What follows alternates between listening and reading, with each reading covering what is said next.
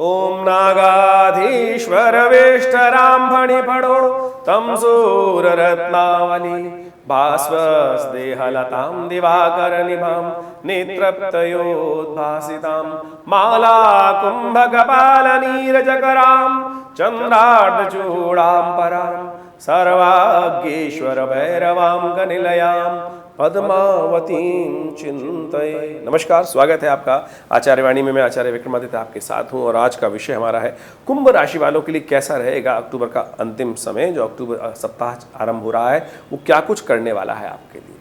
देखिए, अक्टूबर का महीना का अंतिम भाग जो है वो बहुत ही महत्वपूर्ण है। कई दिव्य उत्सव उसमें पड़ रहे हैं। ये उत्सव क्या मुहूर्त हैं जो हमारे कर्म को कई गुना अधिक उसका प्रभाव उत्पन्न करने के योग बनाते हैं। शुभ करोगे तो शुभ का अनंत गुना फल बन जाएगा, अशुभ करोगे तो अशुभ का अनंत गुना बन जाएगा। तो इस बात को सिद्धांतिक तौर पर समझ लेना चाहिए। भारतीय संस्कृति में ऐसे ही नहीं दिन बना दिए गए हैं, उत्सव जो बना दिए गए हैं, बहुत विशेष ग्रह योगों को समझते हुए भारतीय ऋषि मुनियों ने उनका नामकरण किया है। तो उसके अनुसार से आप समझ सकते हैं। साथ साथ अक्टूबर के अंतिम भाग में कई प्रकार के विशेष तौर पर ग्रहों का परिवर्तन होने के योग बन रहे हैं। और यदि कुंभ राशि की बात करें तो सबसे महत्वपूर्ण तो परिवर्तन जो होने जा रहा है वो राहु का परिवर्तन होने जा रहा है।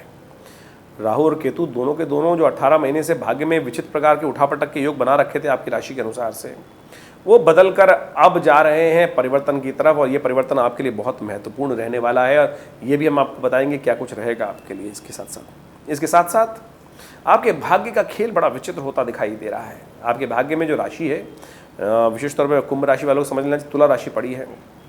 और तुला राशि में इस बार कार्तिक में चतुर्ग्रही योग बन के तैयार है। और चतुर्ग्रही योग बन रहा है प्रतिपदा के दिन। ये विशेष तौर पर हम समझेंगे कि प्रतिपदा के दिन चतुर्ग्रही योग बनेगा। चंद्रमा, केतु, सूर्य और मंगल, ये सारे के सारे एकत्र हो जाएंगे भाग्य के अंदर। ये कहा जाता है कि ये चतुर्ग्रही योग कार्तिक के अंदर यदि बन जाए पहले पक्ष के अंदर तो बड़ा विस्फोटक योग माना जाता है, अशांति का योग माना जाता है और उठापटक का योग माना जाता है। विश्व में अशांति, युद्ध, विस्फोट, प्राकृतिक आपदाओं के योग दिखाता है ये योग विशेष तौर पर। तो सावधान रहें, आपकी भाग्य में भी कुछ ना कुछ महत्वपूर्ण परिवर्तन, उठापटक के योग, राहु परिवर्तन की तरफ जा रहा है। तो ऐसे में थोड़ा सावधान रहते हुए कुछ खास उपाय हम आपको बताएंगे, वो करने का आपको प्रयास करना चाहिए। वो सारे सिलसिलेवार तरीके से समझ लीजिए कब कौन सा कैसा योग है, कौन सा उपाय कर आप कष्टों को दूर करके सुंदर तरीके से। ये भारतीय संस्कृति में एक एक चीज़ का उपाय ज्योतिष विज्ञान के अनुसार से जो निकाला गया है, बहुत दिव्य उपाय भारतीय संस्कृति में बताए जाते हैं। जो मानते हैं उनके लिए कष्टों को दूर करने के योग बन जाते हैं, जो नहीं मानते उनको समझाने का कोई फायदा ही नहीं है। 23 अक्टूबर सबसे पहले हम बात कर लेते हैं 23 अक्टूबर की। आश्विन मास के शुक्ल पक्ष की नवमी तिथि है और ये तिथि बहुत खास है। नवमी तिथि, महानवमी का अवसर, नवरात्र की महानवमी, शारदीय नवरात्र की महानवमी। कहा जाता है कि इस नवरात्रि जो शारदीय नवमी के दिन जो माँ भगवती का पूजन करके यज्ञ कर उनको पंचमकारों की बलि देते हैं, वो देवता बन जाते हैं और समस्त प्रकार की निधियों को प्राप्त करने के, सिद्धिदात्री देवी का पूजन करने का नियम है जो समस्त प्रकार की सिद्धियों को देने वाली है। लेकिन जो पंचमकारों की बलि देते हैं, मत्स्य, मांस, महिष, मेष, मदिरा, लेकिन इनके शाब्दिक अर्थ को समझ लेना चाहिए। ऐसे नहीं कि शाब्दिक अर्थ को समझ के मछली की बलि दे दी, फिर बकरे की बलि दे दी, फिर महिष की बलि दे दी। ना ना ना ना ना, कुछ और अर्थ है। जो काम, क्रोध, मद, लोभ, ईर्ष्या, द्वेष, इनकी बलि भगवान के समक्ष, भगवती के समक्ष देते हैं, इनको समर्पित कर देते हैं भगवती को, उनको देवता की उपाधि मिलती है और उनकी मनोकामना सिद्ध होती हैं। और लोग शाब्दिक अर्थ सोच के हत्या करने की तरफ, गलत की तरफ चले जाते हैं। ये शास्त्र में जो सूत्र रूप समझाया गया है उसको समझ लेना चाहिए, तब जाकर कल्याण के योग बनेंगे। इस बात का ध्यान रखें। तो ये महानवमी बहुत विशेष है। हमने विवेकानंद योगाश्रम में, अपने आश्रम में एक महायज्ञ रखा था जो 9 दिन तक चल रहा है और उसमें सहस्त्र चंडी महायज्ञ का सुंदर आयोजन किया जाए। दुर्गा सप्तशती के संपूर्ण 13 अध्यायों का नित्य प्रति यज्ञ चल रहा था और बहुत सारे लोग बैठ के एक साथ यज्ञ कर रहे थे। इसमें सहस्त्र चंडी महायज्ञ का सुंदर आयोजन किया गया है। तो आप भी इसमें अंतिम दिन पूर्णाहुति में सम्मिलित हो सकते हैं, जो शाम को 6 बजे आरंभ होगी यज्ञ का समय और करीब करीब रात को पूर्णाहुति का समय 9 बजे रहेगा। और उसके बाद सब लोग इसमें प्रसाद भंडारा भगवती का दर्शन कर लाभ ले सकते हैं। मनोकामना भगवती की मूर्ति जो है वो 1947 में शिव विग्रह जो है वो मुल्तान से 500 साल पुराना शिव विग्रह, चमत्कारी शिव विग्रह जो प्रतिष्ठित है आश्रम पर, उनका दर्शन जो महानवमी के दिन करते हैं उनके जीवन में कल्याण के मार्ग बनते हैं। यह हमने अनुभव से देखा है। आप भी अवश्य आए। विवेकानंद योगाश्रम दिल्ली में स्थान आरक्षित करने के लिए फ़ोन पे संपर्क साध दीजिए, कल्याण के योग बन सकते हैं। ग्रह योग विशेष तौर पर यदि बात करें थोड़े भारी दिखाई देते हैं।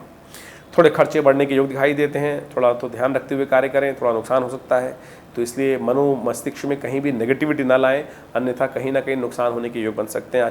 अच्छा ये है माँ भगवती का पूजन करें, कन्या का पूजन करें। कन्या का पूजन करना आपके लिए बड़ा अच्छा उपाय दिखाई देता है। कोशिश ये करें कन्या पूजन विशेष तौर पर कर उनका पूजन करके उनको लाल वस्त्र और साथ साथ उनको दक्षिणा इत्यादि उनका पूजन संपूर्ण रूप से, जो 9 वर्ष से के आसपास की कन्याएं हैं उनका पूजन करना आपके लिए बड़ा कल्याणकारी रहेगा। तो उनका आशीर्वाद लें, उनका पूजन करके उनका आशीर्वाद लेकर कल्याण करें। 24 अक्टूबर को ग्रह गणना विशेष तौर पर दिखा रही है कि उस दिन दशमी तिथि है, और ये दशमी साधारण नहीं है, विजयदशमी है। आश्विन मास की शुक्ल पक्ष की दशमी विजयदशमी, अपराजिता का पूजन किया जाता है, पेड़ का पूजन किया जाता है, उनकी प्रतिष्ठा की जाती है। कहा जाता है कि जो अपराजिता को के पेड़ को उस दिन जो एक बूटी होती है जिसमें शंख की तरह पुष्प आते हैं, वो घर में लाके प्रतिष्ठित कर लेते हैं, उनका पूजन नित्यप्रति करते हैं, और फिर जब तक वो घर में रहती है तब तक महालक्ष्मी कृपा रहती है। ये अकाट्य प्रयोग है शास्त्र का। इसी दिन से उसका पूजन आरंभ किया जाता है। तो अवश्य आप अपराजिता को प्रतिष्ठित करके घर में उनका नित्यप्रति पूजन करें। शनि की पूजा भी की जाती है। देखिए, आपकी राशि के अनुसार से शनि आपके स्वामी हैं, और शनि इन दिनों वक्री चल रहे हैं, और ऐसे समझ लें कि आपकी राशि के अनुसार से शनि है तो फिर 7.5 भी चल रही है। ऐसे में एक शमी का पेड़ लेकर, जो शमी का पेड़ होता है, उसको किसी उद्यान में जाकर रोपित करें और नित्य प्रति उसकी पूजन करें। उसको आज की शुभ तिथि से उसको लगाकर उसमें पानी वानी जल डाल दिया करें नित्य प्रति। देखिएगा शनि आपके अनुकूल हो जाएंगे, और कष्ट दूर करने का इससे सुंदर उपाय कोई उठापटक करने की ज़रूरत ही नहीं है। ये उपाय करें, कल्याण के योग बनेंगे। देखिए, सुंदर तरीके से हमने आपको उपाय बताए, आपकी राशि के अनुसार से सुंदर तरीके से। ग्रह परिवर्तन की तरफ जा रहे हैं, और ये परिवर्तन आपके लिए शुभ रहेगा, नया मोटिवेट करने वाला होगा। उत्साहवर्धन योग दिखाई देते हैं, ये उपाय करके और सुंदर तरीके से लाभ दिखाई देते हैं। 25 अक्टूबर को ग्रह गणना विशेष तौर पर एकादशी का योग बना रही है, और साथ साथ पंचांग के अनुसार से बुधवार का अवसर। एकादशी बेहद खास है, पापंकुशा एकादशी। आश्विन मास की आने वाली एकादशी को कहा जाता है पापों से मुक्ति दिलाने वाली है, पापों पर अंकुश लगाने वाली, पापों पर कंट्रोल करने वाली एकादशी। तो ऐसे में क्या उपाय किया जाए? ग्रहों के दृष्टिकोण से सबसे पहले तो समय आपका अनुकूल चल रहा है, नए विचार मन में आएंगे, नए लोगों से संपर्क हो सकता है, पॉजिटिव रहेगा, समय अच्छा दिखाई देता है। और ऐसे में बस क्रोध का ध्यान रखें, अननेसेसरी क्रोध न करें, न करने से सब लीप देंगे ऐसा दिखाई दे रहा है। पॉजिटिव दिशा पॉजिटिव है, उसी दिशा में पॉजिटिवली आगे बढ़ने का प्रयास करेंगे तो बहुत सुंदर रहेगा। पापंकुशा एकादशी के दिन सुंदर तरीके से भगवान विष्णु का पूजन करें, उनका चरणामृत ग्रहण करें, और भगवान विष्णु का शालिग्राम जी का पूजन करके उनको स्नान कराकर उनका चरणामृत ग्रहण करना, व्रत रखना, ये सुंदर उपाय है। रवि योग बना हुआ है जो सूर्योदय से लेकर रात्रि में करीब करीब 8:55 तक रहेगा, इसका लाभ आप ले सकते हैं। बात कर लेते हैं 26 अक्टूबर की। 26 अक्टूबर को द्वादशी तिथि है, और उस दिन ग्रहों का परिवर्तन का योग बड़ा सुंदर आपके लिए बन रहा है। बृहस्पतिवार है और प्रदोष का भी व्रत है। द्वादशी और त्रयोदशी का योग होने के कारण से शाम को त्रयोदशी जो आ गई है उसके लिए प्रदोष का सुंदर योग बन गया है। और कहा जाता है कि प्रदोष काल में भगवान शिव का जो स्नवन कर लेते हैं, उनका अभिषेक करते हैं, उनका पूजन करते हैं, भगवान शिव का आशीर्वाद साक्षात प्राप्त हो जाता है। ग्रह आपके लिए अनुकूलता की तरफ जा रहे हैं, सुंदर योग बना रहे हैं, लेकिन थोड़ा खर्चा बढ़ने के योग दिखाई देते हैं, तो ध्यान रखते हुए कार्य करें। माँ का पूजन करें, माँ का आशीर्वाद लें, खीर का भोग लगाएं, आपके कष्टों को दूर करके माँ भगवती का आशीर्वाद आपको मिलेगा। 27 अक्टूबर को त्रयोदशी और चतुर्दशी का योग है, लेकिन उस दिन चतुर्दशी क्षय हो गई है। सर्वार्थ सिद्ध योग विद्यमान है, लेकिन मुहूर्त के लिए दिन अच्छा नहीं है, नया कार्य आरंभ करना शुभ नहीं रहेगा, इस बात का ध्यान रखें। ग्रह योग विशेष तौर पर आपके लिए पॉजिटिव तरफ जा रहे हैं, और ये दिखा रहे हैं अच्छे योग। इसके द्वारा कुछ ना कुछ अच्छा समय, कुछ नया आरंभ का योग दिखाई देता है। ट्रेडिंग में कुछ इंप्रूवमेंट आने के योग दिखाई देते हैं, क्रिय विक्रिय बढ़ने के योग दिखाई देते हैं। ऐसे में आपको ध्यान रखना चाहिए, थोड़ा सा राहु परिवर्तन की तरफ जाने वाले हैं। राहु और बृहस्पति का जो योग बना हुआ है वो कहीं ना कहीं मन में अंतर्द्वंद उत्पन्न करने से, कुछ गलत लोग आपको परेशान करने के योग बना सकते हैं, तो गलत लोगों की बातों में ना आए, इस बात का ध्यान रखते हुए कार्य करना है। आपको अपने क्रोध पर विजय प्राप्त करने का योग बनाना है। उपाय के तौर पर सबसे श्रेष्ठ उपाय है शाकंभरी देवी का पूजन। माँ भगवती दुर्गा के मंदिर में जाकर शाक पात इत्यादि भगवती को अर्पित करें। मेरठ में तो बहुत सुंदर तरीके से उस दिन शाकंभरी देवी क्षेत्र में दर्शन करके उनका दर्शन करने का पुण्य बताया गया है। यह शुक्रवार का दिन है, कोशिश करें गौशाला में जाकर थोड़ा पालक इत्यादि गाय को खिला दें, इससे भी आपको लाभ होने के योग बनेंगे। 28 अक्टूबर को पूर्णिमा है, और ये पूर्णिमा बेहद खास है, शरद पूर्णिमा। ये तिथि बेहद खास है इसलिए क्योंकि शरद पूर्णिमा के साथ साथ इस बार ग्रहण भी पड़ गया है शरद पूर्णिमा। तो शरद पूर्णिमा का महत्व तो कोजागरी उस दिन रात्रि में होती है, सत्यव्रत भी उस दिन है, तो कई गुना महत्व अधिक पड़ गया, लेकिन सावधानी बहुत जरूरी है। कुंभ राशि वालों को खासतौर पर ध्यान रखना चाहिए कि कुंभ राशि के अनुसार से जो आपके लिए वैसे ग्रहण अशुभ नहीं है, ये साफ साफ अच्छा दिखाई देता है। ग्रहण का प्रभाव आपके लिए पॉजिटिव रहता दिखाई दे रहा है। लेकिन ग्रहण तो है, तो ग्रहण में पॉजिटिव रहने का बहुत ज़रूरी है। ये ग्रहण का काल जो है कई विशेष तौर पे योग बना रहा है, लेकिन हल्की सी असावधानी कष्ट दे सकती है। कोजागरी की रात है, शरद पूर्णिमा की रात है, आमतौर पर शाम को 4 बजे सूतक लग जाएगा, उससे पहले सत्यव्रत कर लीजिएगा। तो लेकिन शरद पूर्णिमा के दिन जो है खीर रखने का विधान शास्त्र में बताया गया है। इस दिन खीर नहीं रखी जाएगी। खीर रखने का समय रहेगा, खीर बनाने का समय भी रहेगा। वैसे तो शाम को खीर बनाई जाती है, उसके बाद रात्रि में शाम को 8 बजे के बाद से रख दी जाती है। तो लेकिन सूतक है और साथ साथ ग्रहण काल रहेगा, तो ग्रहण काल के बाद पुनः स्नान करने के बाद खीर बनेगी जब ग्रहण समाप्त हो जाएगा। इसके लिए अलग से एक वीडियो बनाएंगे हम कि ग्रहण का प्रभाव कैसा रहेगा। तो रात्रि में करीब करीब 3 बजे के बाद दोबारा स्नान करके जब ग्रहण समाप्त हो जाए क्षेत्र के हिसाब से फिर स्नान करें और फिर खीर बनाएं और फिर रात्रि में भगवान का पूजन करने के उपरांत उसको चांद की रोशनी में रखें। जब चांद निर्मल हो जाए और उसके बाद रखा जाए तब जाकर उसको फिर भगवान का पूजन करके उस व्यवस्था को बनाएं तो अच्छा रहेगा। ग्रह योग उस दिन विशेष तौर पर दिखा रहे हैं कि आपके अंदर पॉजिटिव रहेगा। धन आगमन के योग दिखाई देते हैं, धर्म कार्यों से लाभ मिलने के योग दिखाई देते हैं, नए लोगों से संपर्क होने के योग दिखाई देते हैं। ग्रह अच्छे रहेंगे, पॉजिटिव विचारों से उत्पन्न होने के योग दिखाई देते हैं। लेकिन कुछ समय बर्बाद भी होने के योग दिखाई देते हैं। फालतू के कामों में ना लगें, अपने कामों में थोड़ा स्वार्थी बनकर काम करके करवा लीजिए। सुंदर ग्रह योग है, लाभ होने के संकेत दिखाई देते हैं। उस दिन कोजागरी की रात है और साथ साथ ग्रहण भी है। तो हमने विवेकानंद योगाश्रम में विशेष यज्ञ रखा है। कहा जाता है कि कोजागरी की रात को जो बेलपत्र के पेड़ के नीचे बैठकर यज्ञ करते हैं महालक्ष्मी का, महालक्ष्मी प्रसन्न होती हैं और उनको आशीर्वाद देती हैं। हमारे आश्रम में यज्ञशाला जो है वो बिल्कुल बेलपत्र के नीचे बनी हुई है और उसमें पारिजात का विशेष तौर पर बहुत सुंदर वृक्ष भी है, उनसे आच्छादित है।